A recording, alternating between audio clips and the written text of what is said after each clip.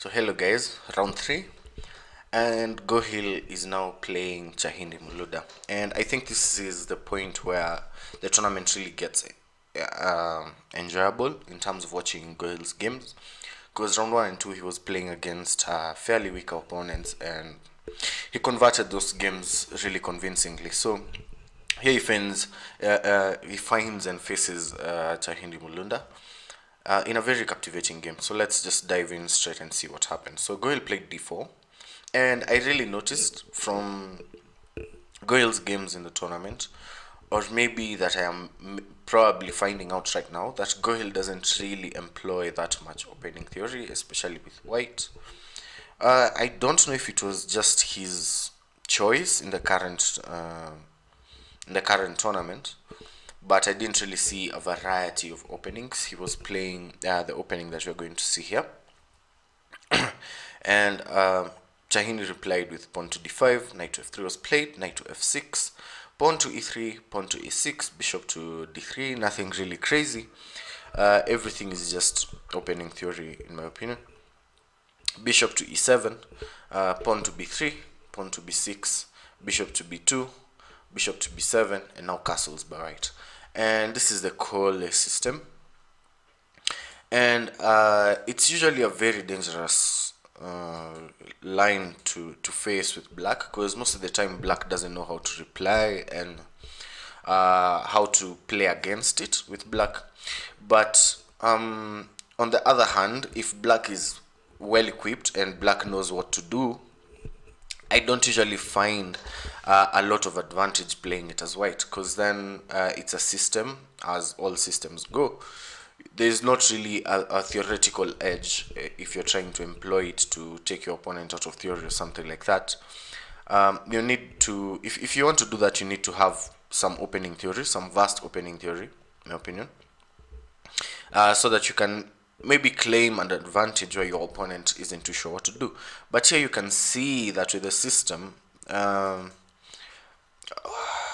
if black really knows what he's doing, it's very hard to prove advantage with white. So anyway, let's see what Chahindi did.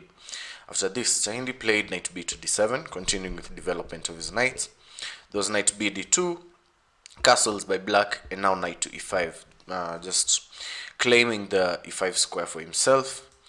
Chahindi played knight takes on e5, pawn takes on e5, and knight to e4 was played, queen to e2, and pawn to c5. Again, here anything is really playable. You can play anything. There's moves like knight to c5, going back and putting some pressure on this bishop, of which on analysis, this is what I had recommended to Chahindi when we were doing analysis with him. I always thought when someone plays the Gohil system or this sort of systems, you need to take away this light square bishop. It's a very powerful piece, and if you take it away, I don't see how white doesn't have like a very clear avenue of attack, because then the only remaining bishop, the only remaining strong bishop for white is the bishop on b2, and currently it's being obstructed from attacking the black king by its own pawn. So unless white wants to play a 4f5 and try and open up the position, of which you can meet it, you can meet f4 with something like maybe pawn to f6 or pawn to f5. Either of the moves, in my opinion, work really well. And yeah, you play knight to c5, challenge this bishop. This bishop doesn't really have anywhere to go, and there's no immediate attack. Maybe something like queen to h5. Nothing really disturbs black here. So instead, pawn to c5 was played by Chahindi, and pawn to f4 by Gohil. Here again, so many ideas. Black could play something like maybe knight takes on d2 in this position, and after queen takes d2, you play queen to c7. You can look at the line, maybe knight takes d2, queen to d2, queen to c7. Game continues.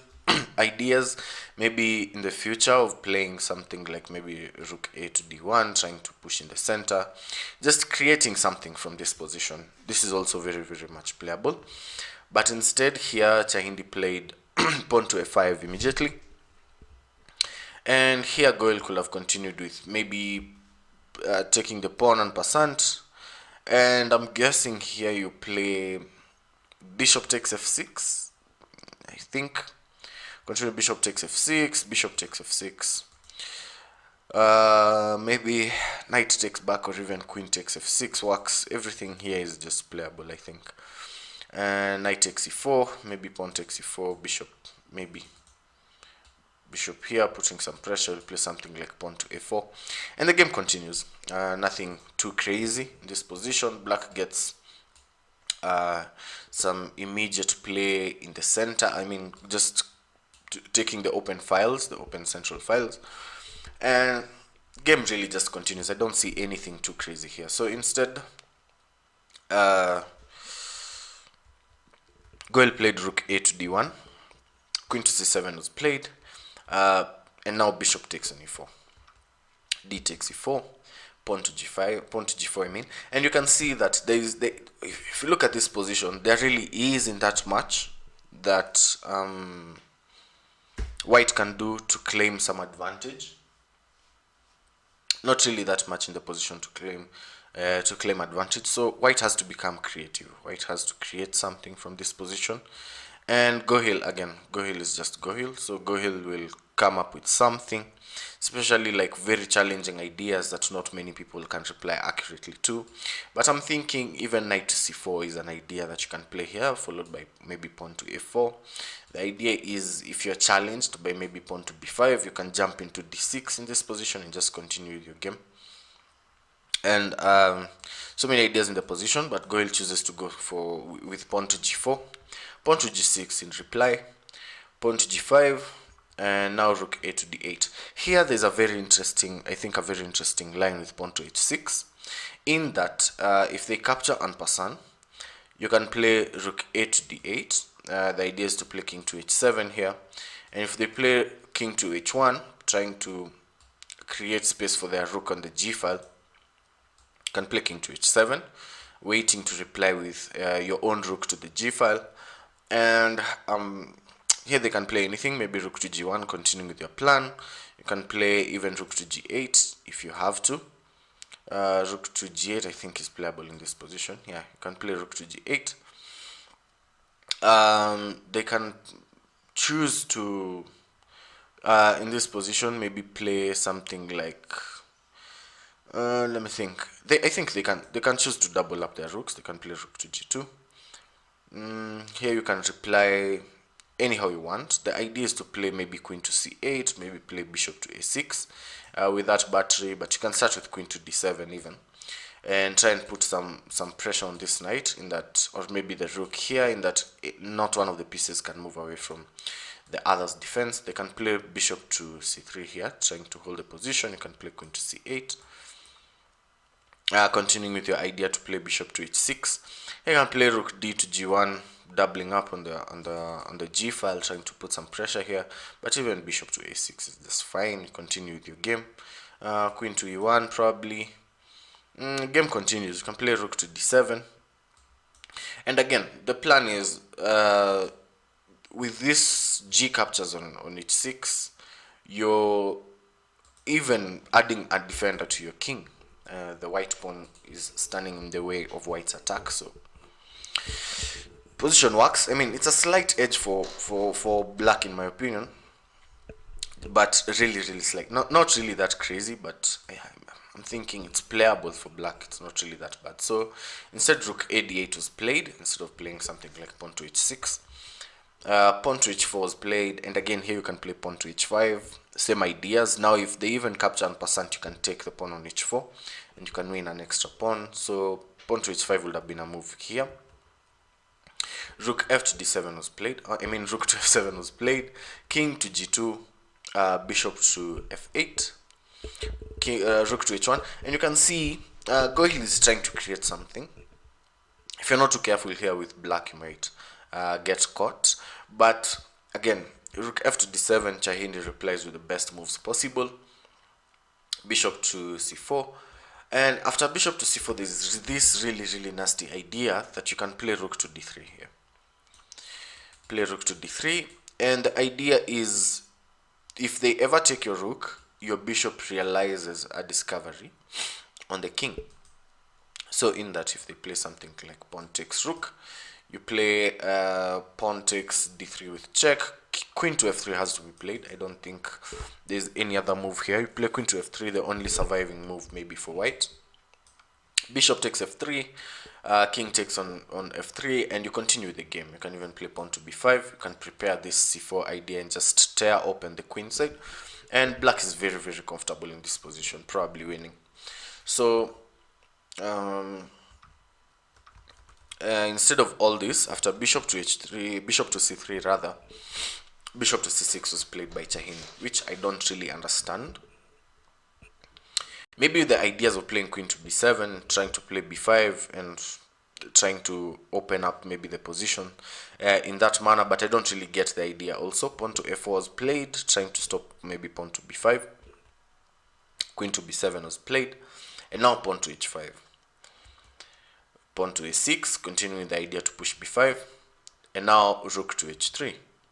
Pawn to b5, continuing with this plan, and Gohil here takes the gamble and plays h takes on g6. Not really a gamble, but then there's nothing really crazy going on the queen side with black. Black doesn't really have any immediate threats on the queen side, and Gohil chooses to take this opportunity to continue with his attack with h takes on g6. H takes on g6 was played, and now bishop to a5. Very good intermediate move, just pushing the rook away, the black rook away. The rook goes to a8, and now Gohil doubles up on the h file with rook d to h1. Bishop to b7 was played, bishop to g7 rather. A defensive move, proper move, I think, just holds on. And now Gohil plays queen to f2, making his intentions very, very clear. He's going to go queen to h4, and he's going to threaten some very, very nasty things on this h file. So here Chahindi could have maybe taken a prophylactic move and played maybe king to f7 and try to hold on instead of what he played. Here you play king to f7. I think you're okay. I think you're just fine, because then queen to f2 can be met with maybe something like queen to h4 can be met with maybe queen to b8, maybe trying to introduce your queen to the defense, maybe something like that from black. And I think black is okay, because all through, even like after everything dies down, black has these exchanges on the queen side that might create something for himself. So I think playing king to f7 would have been a very good prophylactic move. But then Chahindi, after queen to f2, played b takes on a4, a little bit greedy. Knight to c4 was played by Gohil. Even queen to h4 works just fine. Queen to h4, knight to c4, I think interchangeable. The moves don't really matter in this position. So knight to c4 was played, and now queen to b5. Chahindi was probably continuing with his attack. With this idea, it's that you can't really grab the pawn back, because then you just lose the knight and probably the game. But queen to b5 again wasn't the best idea in this position. Here you play again king to f7. I think you play king to f7. You still try and hold on. You still try and introduce some defenders to the h file, because then it becomes really, really tough to play this. But again, king to f7 maybe met with something like knight to d6. I missed this. I don't know. I don't know how you survive this position, honestly. I think you could have played maybe the prophylactic move before playing all this. And in that case, you'll have your pawn on b5, which does not allow any knight jumps into d4. So Chahindi, I think, here was already digging a hole that he could not come out of. And after Gohil played knight to c4, Chahindi played queen to b5, and now Gohil played queen to h4. And there is not really a very practical way to escape this. Chahindi continued with a takes on b3. Gohil played queen to h7, check again. Anything here wins. You can play queen to h8, also a very powerful move. Just sacrifice the queen. And yeah, I don't know. You don't survive this anymore. I think this was the end. After playing 8 takes on b3, Chahindi had already conceded the game. So here Gohil played queen to h7 with check. Chahindi played, what did he play? I think he played king to f8. And here Gohil played queen to h8 with check, and Chahindi resigned the game.